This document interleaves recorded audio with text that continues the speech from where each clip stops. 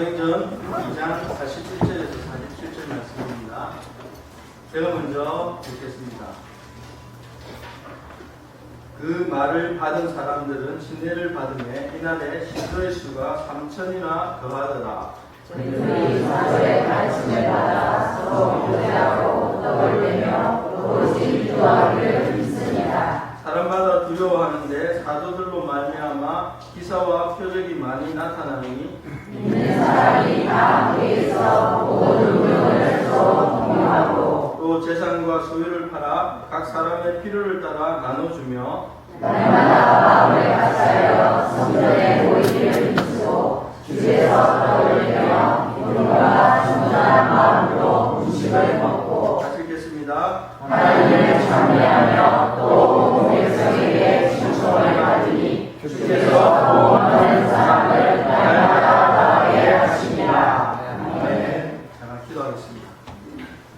하나님 아버지 감사합니다. 오늘 이 아침에 하나님을 만나려고 여기에 우리 모두가 모였습니다. 하나님 저희들과 만나주시고 이 예배 가운데 저희들과 함께 하셔서 은혜가 넘치는 예배되게 하여 주시고 저희들이 드려지는 이 예배가 오직 하나님께 영광되어지는 예배되게 하여 주시옵소서. 하나님의 말씀을 들을 때 사람의 말로 받지 아니하고 하나님의 말씀으로 받아서 우리의 믿음이 더욱더 성장해지는 시간이 되게 하여 주시옵소서.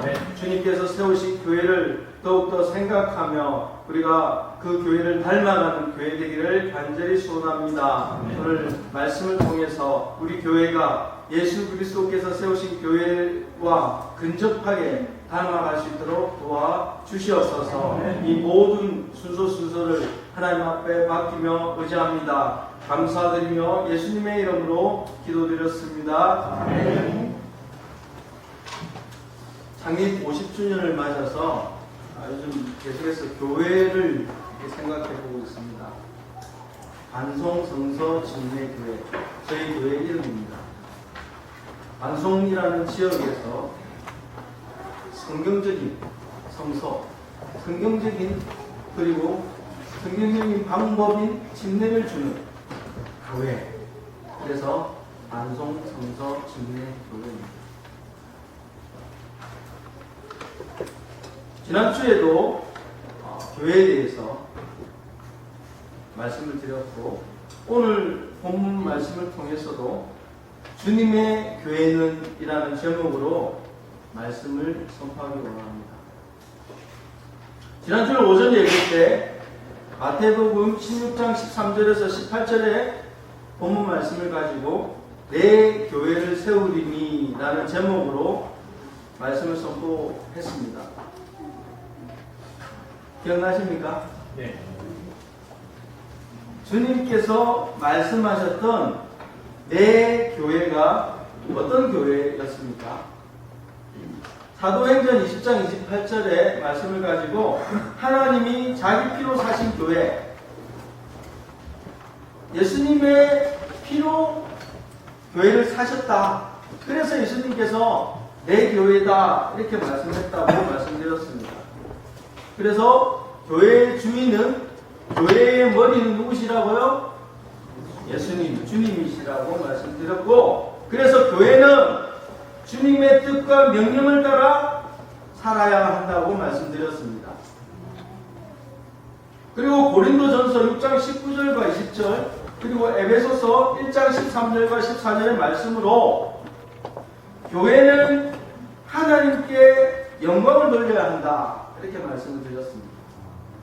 교회는 예수님의 피로 사신 교회고, 그래서 주님의 교회이기 때문에 교회는 주님의 뜻에 순종하고 하나님 앞에 영광을 돌려야 한다 이렇게 말씀드렸습니다. 그 말씀을 드리고 난 다음에 교회가 무엇인지 말씀을 드렸습니다.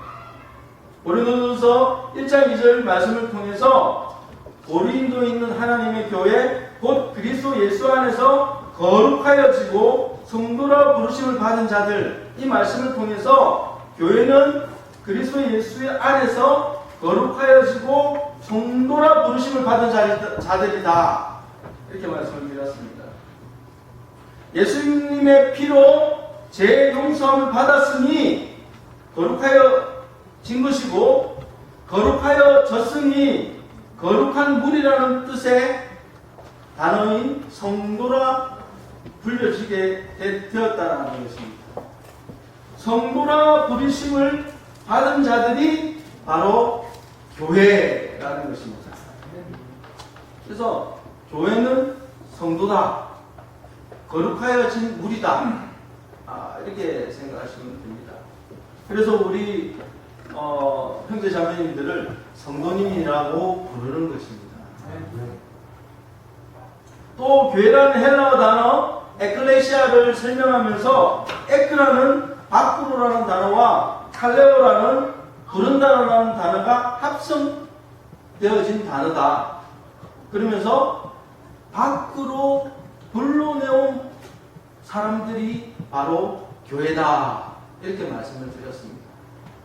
밖으로 불러내었다. 그러면 어디 안에 있었을 거 아닙니까? 그러면서 제가 베드로전서 2장 9절 말씀드리면서 너희를 어두운 데서 불러내었다. 이 말씀을 인용하면서 그 어두운 것이 바로 예수님이 참빛인데 빛이 없으니까 바로 예수님을 알지 못하는 그 세상을 어두운 곳이라고 말씀을 드리고 그 어두운 곳에서 불러내었다.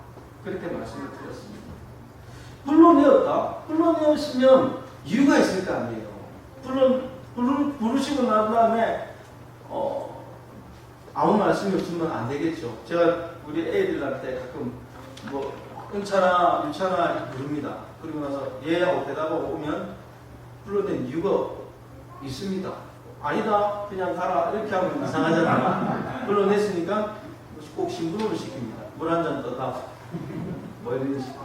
마찬가지로 어두운 데서 불러내신 하나님께서는 이 교회에게 어떤 일을 하게 하셨습니다. 그게 뭡니까? 하나님의 아름다운 덕을 선전하게 하셨다는 것입니다. 이 아름다운 덕이 바로 하나님 말씀 예수 그리스도 복음이라는 것을 말씀드렸습니다.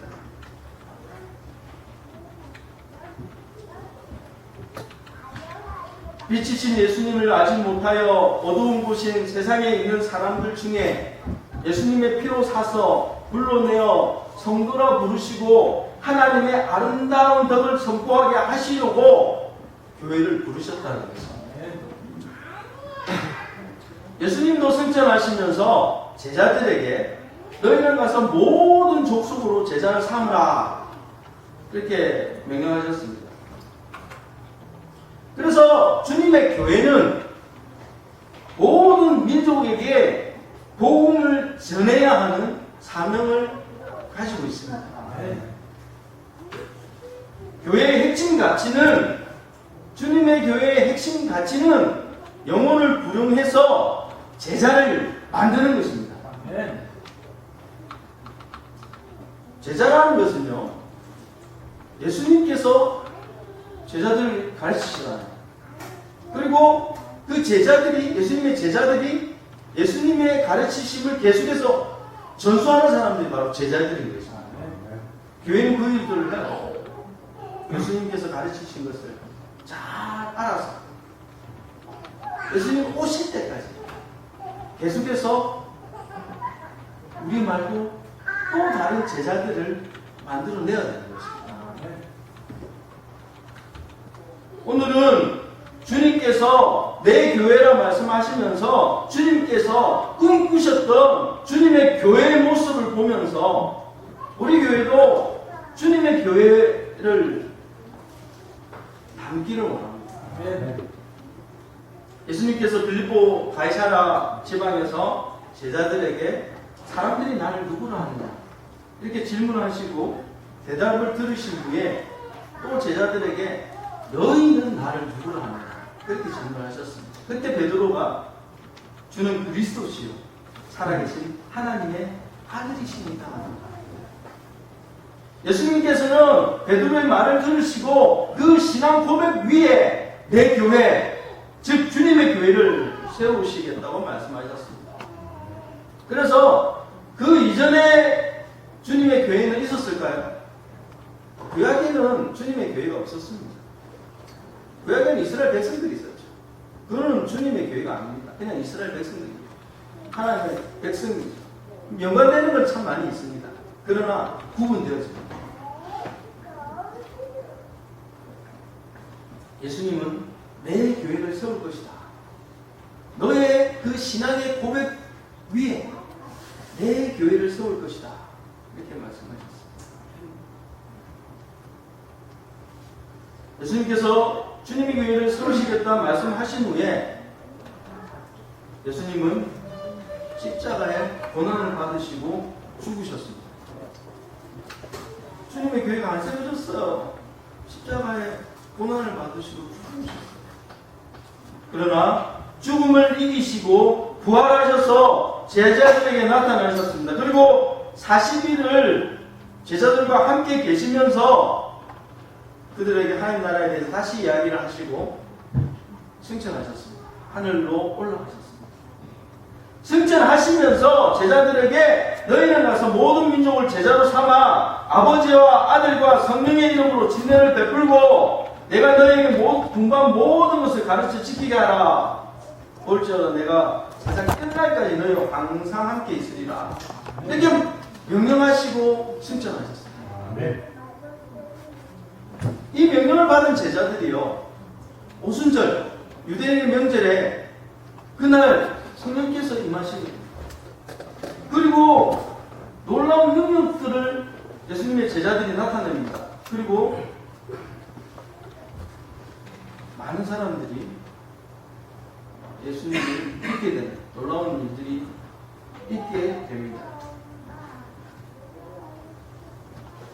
오순절날 성령님께서 임하시고 제자들이 예수 그리스도를 전하게 되자 이제 주님께서 우셨다. 주님께서 내 교회라 하셨던 그 교회가 그 교회들이 선명하게 드러나기 시작합니다. 그게 사도행전에 나타나 있습니다. 오순절을 지키기 위해 왔던 디아스포라 유대인들, 흩어져 있는 유대인들, 여러 나라에 흩어져 있는 유대인들, 디아스포라 유대인들이랍니다. 오순절 명절을 지키기 위해 예루살렘으로 모였던 것입니다. 그때 제자들에게 성령이 있는 거예요.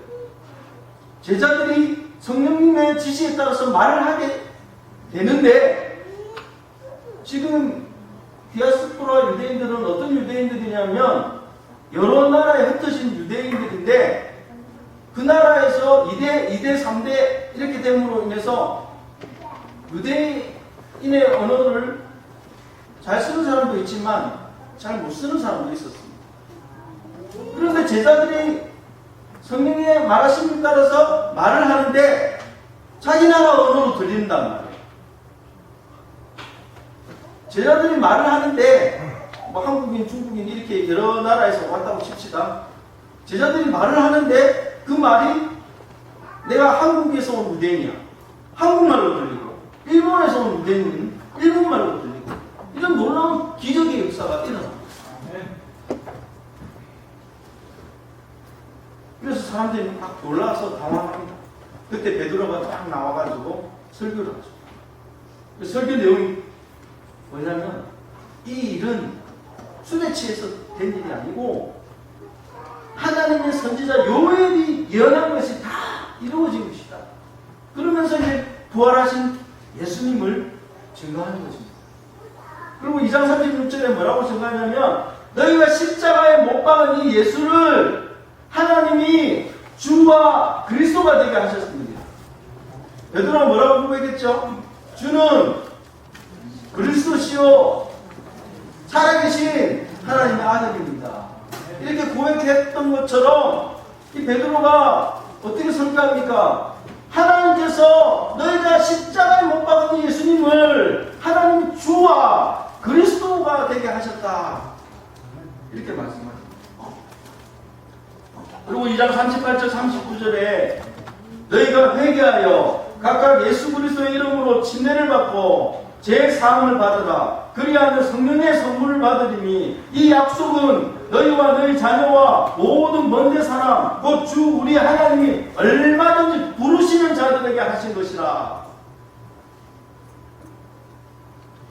베드로의 설교를 듣고요, 그 말을 받은 사람은 오늘 41절에 나옵니다.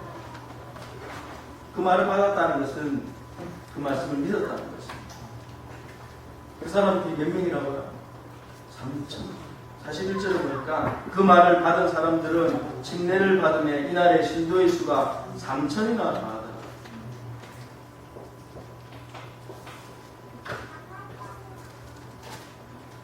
그들의 모습이 오늘 본문에 나옵니다. 42절을 보니까 그들이 사도의 가르침을 받아 서로 교제하고 떡을 떼며 오로지 기도를 하기를 힘쓰니라. 그들은 사도의 가르침을 받았습니다. 사도들이 뭘 가르쳤을까요? 뭘 가르쳤을까요? 예수님께서 말씀하셨잖아요. 너희는 가서 모든 족속을 제자로 삼고 침례주고 내가 공부한 모든 것을 가르쳐 지키게 하라. 이렇게 명령하셨으니까 사도들이 다른 거 안 가르쳤겠죠. 주님께서 가르쳐 주신 그 내용들. 주님께서 말로만 가르쳤어요? 보는 본능에서도 가르쳤어요. 그는 주님과 함께 하면서 배웠던 그 주님의 가르침을 가르치셨겠죠.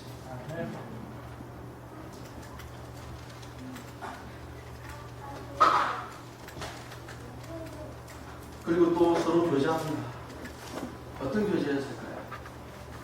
주님께서 내가 너희를 사랑하는 것처럼 서로 사랑하라고 했습니다. 사랑의 교제를 했을 것입니다. 떡을 뗍니다.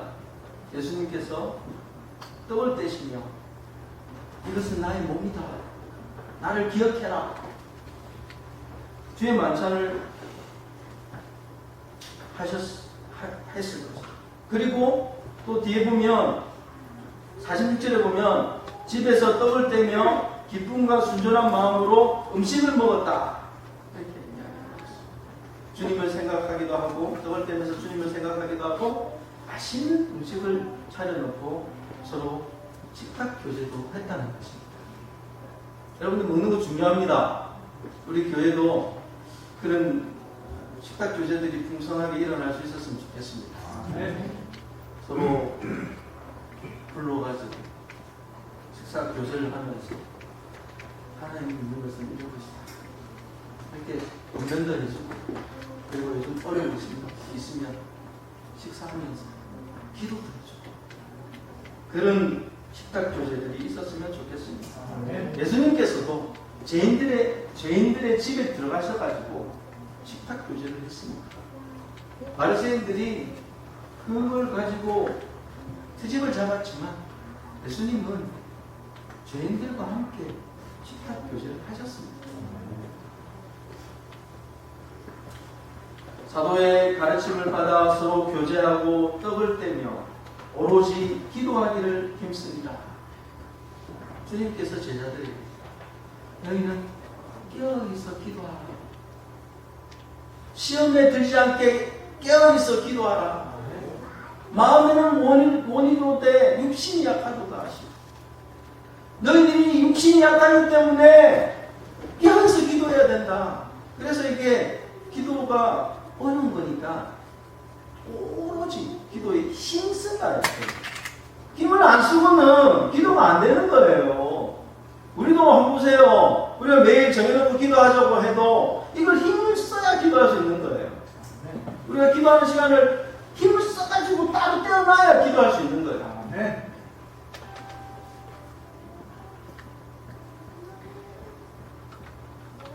(43절에) 보면 사람마다 두려워하는데 사도들로 말미암아 기사와 표적이 많이 나타나니 사도들의 기사와 표적이 많이 나타나므로 사람마다 두려워할 정도였습니다. 그리고 44절에서 47절입니다. 믿는 사람이 다 함께 있어 모든 물건을 서로 통용하고 또 재산과 소유를 팔아 각 사람의 필요를 따라 나눠주며 날마다 마음을 같이하여 성전에 모이기를 힘쓰고 집에서 떡을 떼며 기쁨과 순전한 마음으로 음식을 먹고 하나님을 찬미하며 또 온 백성에게 충성을 받으니 주께서 구원받는 사람을 날마다 더하게 하십니다.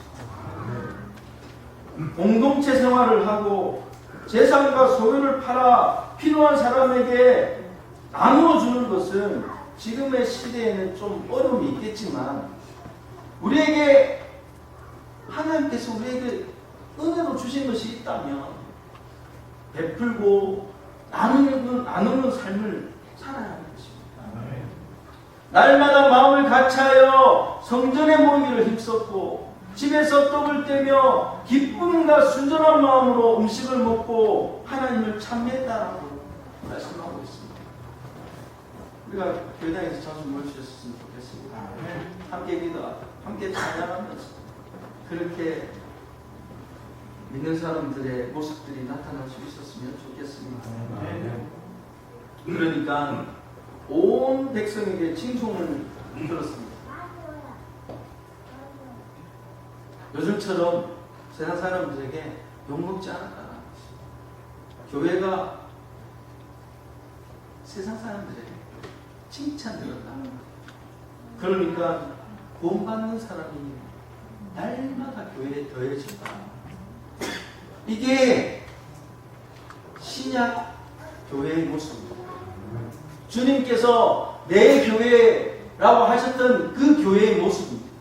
제가 신약 교회라고 했는데요. 많은 사람들이 초대교회라고 합니다. 저도 이제 초대교회라고 하다가 초대교회라고 했을 때 어디에서 어디까지 초대교회를 해야 되는지 좀 막연합니다. 그래서 그냥 폭넓게 신약 성경에 나와 있는 교회, 그래서 신약교회. 그렇게 제가 이제 앞으로 호칭을 바꾸기로 했습니다. 그래서 신약교회, 바로 주님께서 내 교회라고 하셨고 주님께서 꿈꾸셨던 그 교회의 모습이 이 예루살렘 교회의 모습으로 드러나고 있는 것입니다.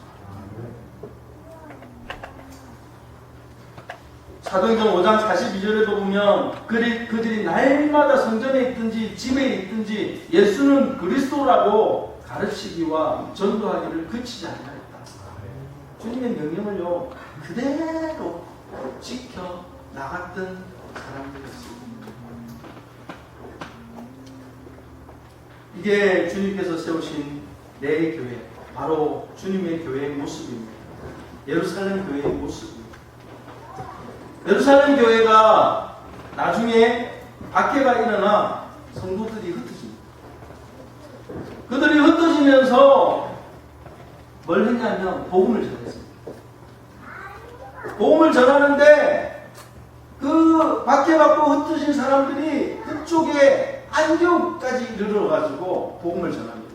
예루살렘에서 안디옥까지는 한 490km 됩니다. 그걸 걸어서 복음 전하면서 그까지에 이르러서 복음을 전하는데 그 안디옥에서 예수님을 주로 그리스도로 하나님의 아들로 고백하는 사람들이 모인 거예요. 그래서 안디옥 교회가 생겨납니다.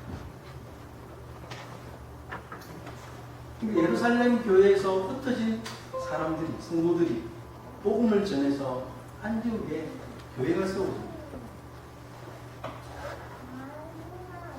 저는 지난주 월요일에 혁신성서침례, 대구 혁신도시에 있는 혁신성서침례교회 장립예배에 다녀왔습니다.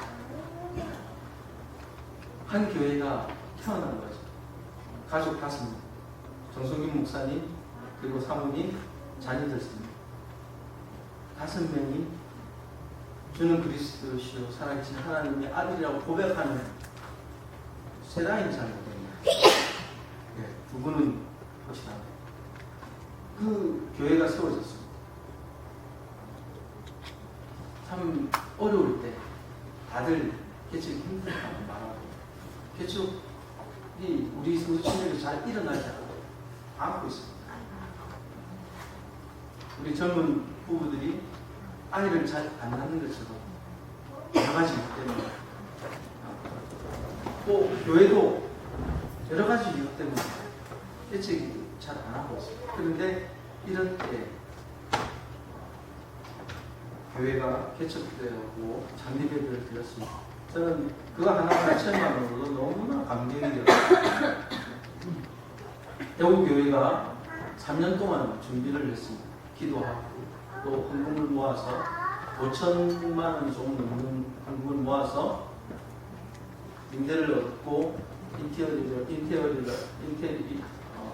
인테리어 작업을 하고 영어가 어렵습니다. 작업을 하고 교회당을 짓고 또 교회에서 파송을 하고 그렇게 또 전국 친교회 교회들이 후원을 해서 한 교회가 태어났습니다. 태어났다고 그 교회가 제대로 된 역할을 하느냐 하면 그렇지 않습니다. 계속해서 지원을 해야 됩니다. 사실 전국 친교회에서는 5년을 지원합니다. 5년을 지원하면 그런데 옛날에는 1년만 지나도 살아남는 교회가 있었습니다. 근데 요즘은 5년이 지나도 자립하는 교회가 지금까지는 없습니다. 제가 알기로는 제가 최근에 교회를 개척한 교회들이 5년을 지원했음에도 불구하고 아직까지 완전히 자립한 교회는 없습니다. 계속해서 후원하고 돌보고 그래야 한 교회가 바로 설 수 있습니다.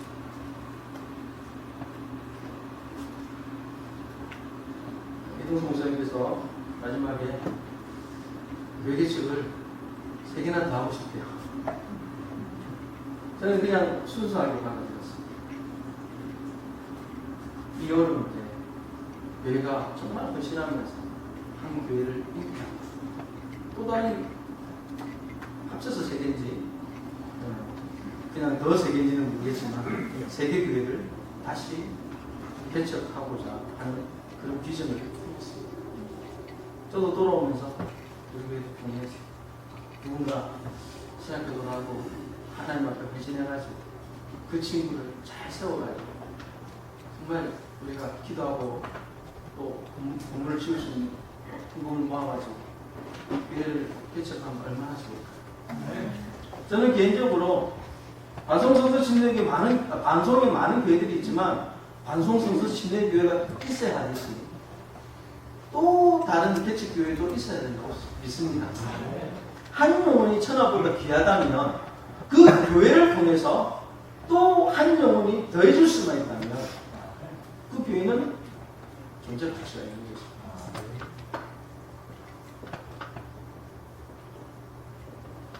이 안디옥 교회가요, 예루살렘 성도들이 박해가 일어나자 흩어졌던 그 예루살렘 성도들 중에 어떤 사람들이 안디옥까지 이르러서 안디옥 교회가 생겼습니다.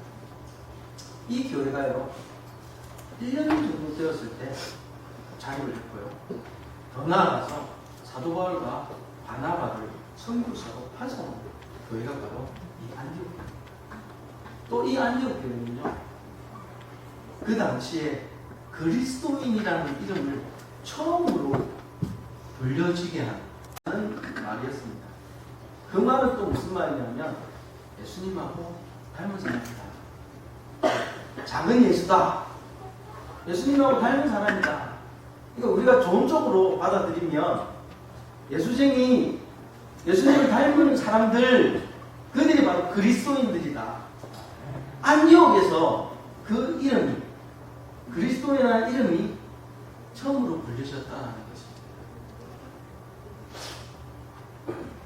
주님의 교회는 예수님을 닮아야 합니다. 그래서 그리스도인인 것입니다. 그리스도인이라는 것은 예수님을 닮은 사람들인데, 그럼 예수님의 뭘 닮아야 되느냐? 예수님께서 이 땅에 오셔서 사역하신 특징 2가지가 있다면 십자가에서 순종하신 것, 하나님 앞에 순종하신 그 사역과 그리고 섬김으로 요약할 수 있는 사역이었습니다. 그래서 예수님을 닮는다는 건 뭐냐? 순종이 늘어나는 거예요. 섬김이 늘어나는 거예요. 내가 하나님 말씀에 순종하는 삶이 이어진다면 오늘 내가 예수님께서 이 땅에 오셔서 잃어버린 자들을 구원하기 위해서 섬기셨던 것처럼 우리가 잃어버린 영혼들을 위해서 섬기는 삶이 늘어난다면 그게 예수님을 닮은 것입니다.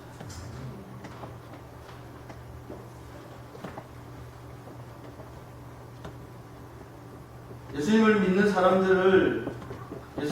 사람들을 사울이라는 사람이 밖에 했습니다. 그런데 사울이 다메섹으로 가는 길 도중에 부활하신 예수님을 만납니다. 그리고 변화됩니다. 밖에 있던 사울이 예수님을 증거하는 사도 바울이 됩니다. 사도 바울은 안디옥 교회의 파송을 받아서 아주 1차, 2차, 3차 전도여행을 통해서 유럽에 그리고 터키 지방 쪽에 교회들을 세웁니다. 그 가운데 하나가 데살로니가 교회입니다. 바울은 데살로니가 교회에 편지를 쓰면서 그 교회를 이렇게 표현하고 있습니다. 데살로니가전서 1장 3절을 보시면 너희의 믿음의 역사와 사랑의 수고와 우리 주 예수 그리스도에 대한 소망의 인내를 우리 하나님 아버지 앞에서 끊임없이 기억합니다.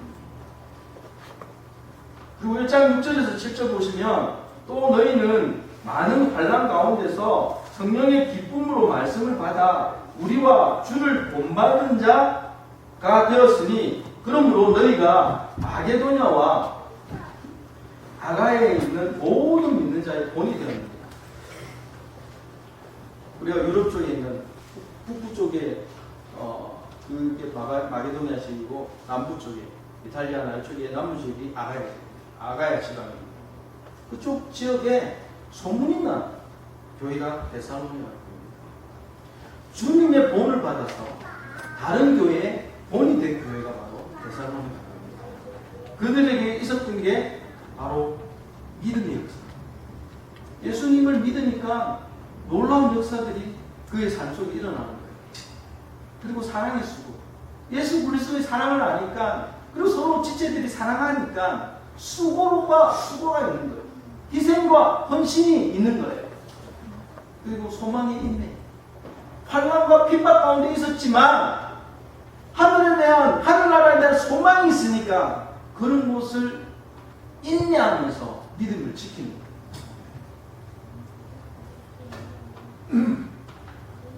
많은 환난이 있었지만 하나님의 말씀을 성령의 기쁨으로 받아 순종함으로 믿음의 역사와 사랑의 수고와 소망의 인내가 있는 교회가 되어서 마게도냐와 아가야에 있는 모든 믿는 자의 본이 된 교회가 데살로니가 교회라는 것입니다. 그래서 제가 옛날에 그런 말씀을 드린 적이 있는데 제가 옛날에 든 생각은 뭐냐면 개척을 하면 이름을 안디옥 교회다, 데살로니가 교회다 이렇게 이름을 짓고 싶었던 거였습니다. 사실 반송의 안디옥 교회는 안디옥도 아닌데 안디옥 근데 다른 교회들은 보면 주님의 교회다. 그것도 이 마찬가지로 하나님의 말씀에 근거해서 정말 이 교회는 주님의 교회다. 우리가 주인이 아니라 주님께서 머리 되시고 주인 되신 주님의 교회다. 이렇게 해서 이름을 짓기도 하고 행복이 넘치는 교회 여러 가지. 그래서 다 해석하기 나름이잖아요. 주님 만났으니까 행복이 넘치는 그런 교회다. 이렇게 설명할 수도 있고 여러 가지 교회 이름도 있는데 그렇게 생각을 해봤었습니다. 예수님께서 내 교회를 세우시겠다 하셨을 때 예수님은 이 예루살렘 교회, 안디옥 교회, 데살로니가 교회, 신약 성경에 나타났던 그런 건강하고 아름다운 교회를 꿈꾸셨다고 믿습니다. 오늘 우리 관동성서 친구에게는 예수님께서 꿈꾸셨던 신약 성경에 나오는 이런 신약 교회를 꿈꿀 수 있게 되길 바랍니다. 성경적이고 건강한 교회, 신약 교회를 회복하는데 우리 모두가 함께 힘을 모아 노력할 수 있었으면 좋겠습니다.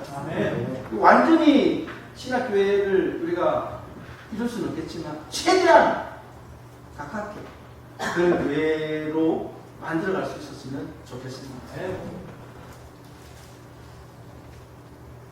우리 방송 성서 침례교회가 신학교회를 회복하여 주님께서 말씀하신 가르침을 받고 사랑의 교제를 하고 교회당에 힘써서 함께 모여 하나님을 찬미하고 예배하며 그리고 기도에 오로지 기도에 힘쓰므로 주님께서 명령하신 영혼을 구원하여 제자 만드는 그런 교회가 된다면 좋겠습니다. 우리 교회는 영혼을 구원하여 예수님과 똑같은 제자를 만드는 것을 핵심 가치로 삼는 교회가 되기를 간절히 소원합니다.